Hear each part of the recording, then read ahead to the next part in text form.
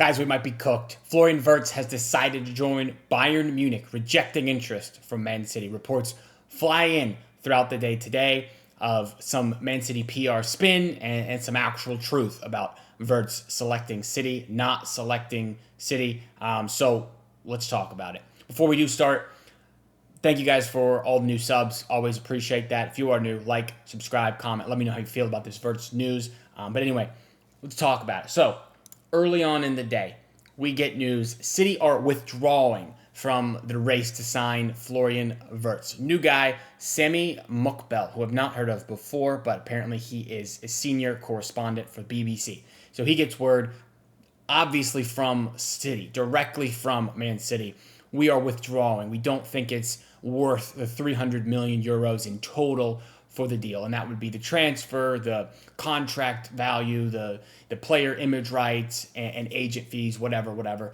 It reaches this 300 million number, and City feel like it's overpriced. It's not worth it. Now, I don't know if anyone's new to this, but I don't know if Man City think the people who read this are ignorant or not aware of what's going on. There's been interest in Wirtz for months, maybe even a year.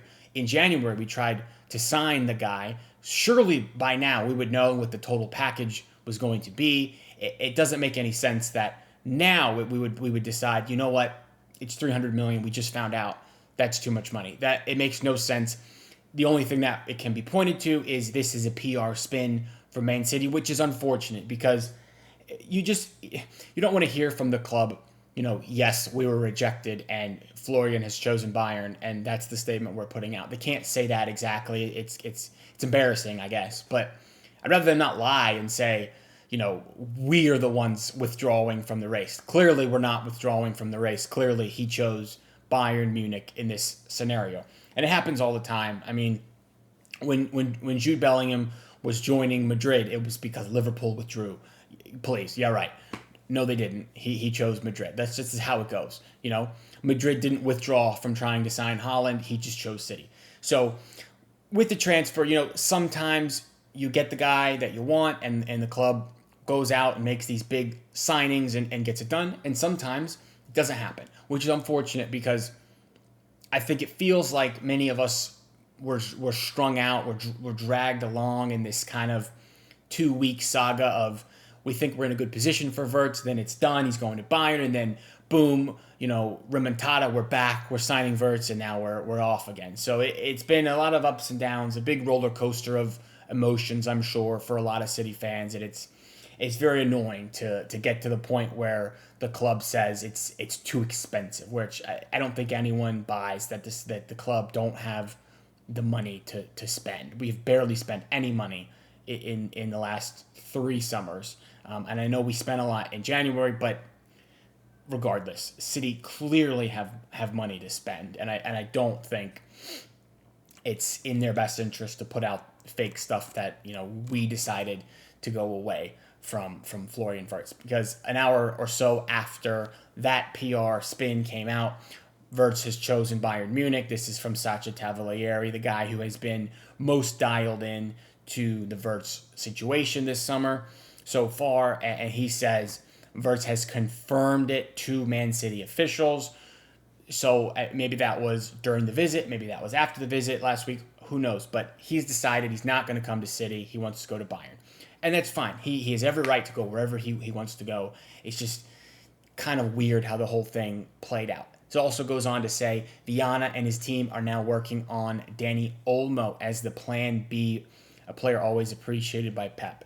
And while I do think Pep has admired Dani Olmo, and I'm sure he likes him, he's Spanish international, Pep does have some sort of fondness for Spanish players, and Dani Olmo is a great player.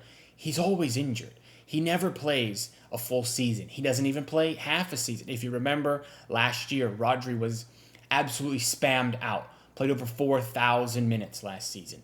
Dani Olmo has struggled to hit 2,000 minutes over each of the past 3 seasons. So, to me, it doesn't really make sense going for Dani Olmo, a guy that's that injury prone, when we talk about, wanting a bigger squad of players who are available. I mean, you remember a couple of weeks ago, he kind of didn't rip into John Stones and Ake, but said it's very damaging to the team to have these guys who are not available all the time, and that would be Danny Olmo. So while I do think he's a very good player, I don't think it makes any sense going for Danny Olmo, especially because last week his agent came out and said he's not going anywhere anyway. So I don't see the Danny Olmo thing as legit at all.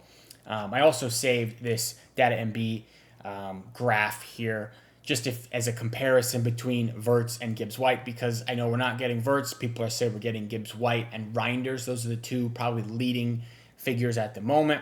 If Gibbs-White was going to be the KDB replacement and not Wirtz, I think people were always a bit not thrilled with that. And the graph, I mean, clearly indicates he is maybe half the player that Wirtz is. And I hate to go down the road of you buy cheap, you end up buying again. In City, it's something we have not done a ton over the past 10 years, but have done over the past 3 years or so.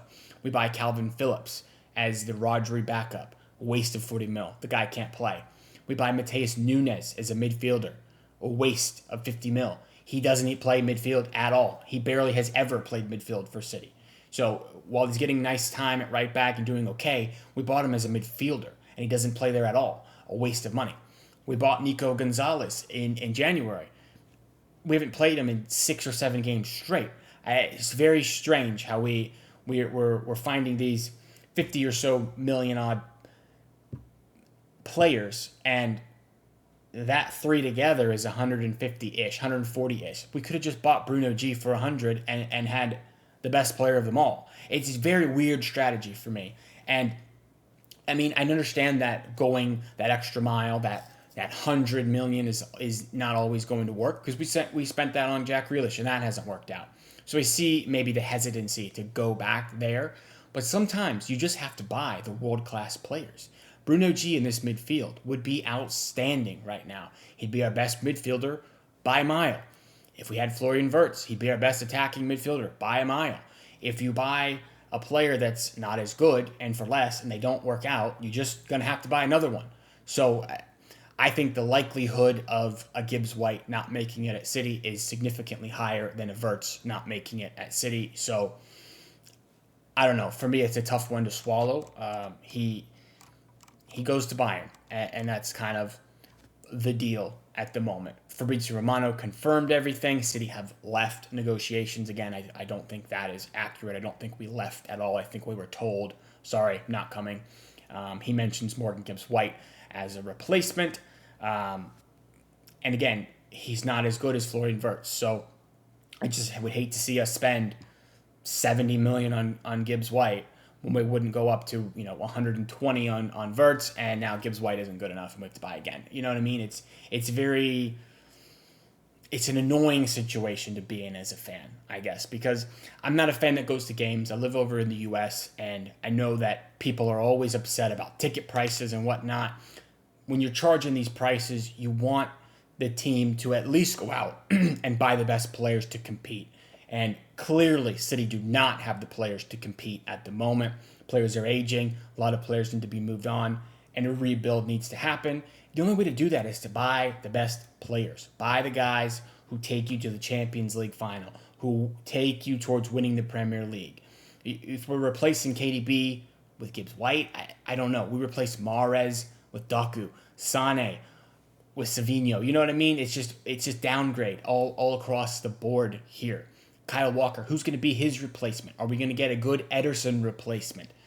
Are we going to buy a left back? I mean, there's just so much business to do.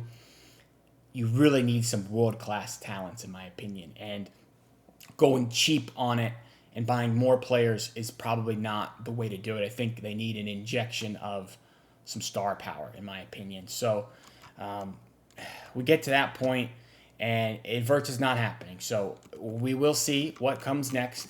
Hopefully, we get some positive Tijjani Reinders news over the next week or so. I think Serie A has 1 week left of their season. Maybe once that concludes, we will hear if Tijjani Reinders is going to happen. It does look more than likely, I would say, more than 50% chance that deal gets done.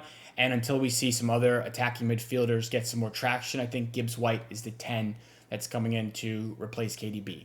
And that's a bit underwhelming, in my opinion. But anyway, that is all for the video. I do appreciate you guys watching it. it and leave some comments. Let me know your thoughts on the Wirtz Gibbs White situation going on, the saga. And do subscribe to the channel if you're new. We're on the road to 150 subs, very close to that. So any more subs would be appreciated. I will be back as soon as there's some more transfer news, of course. See ya.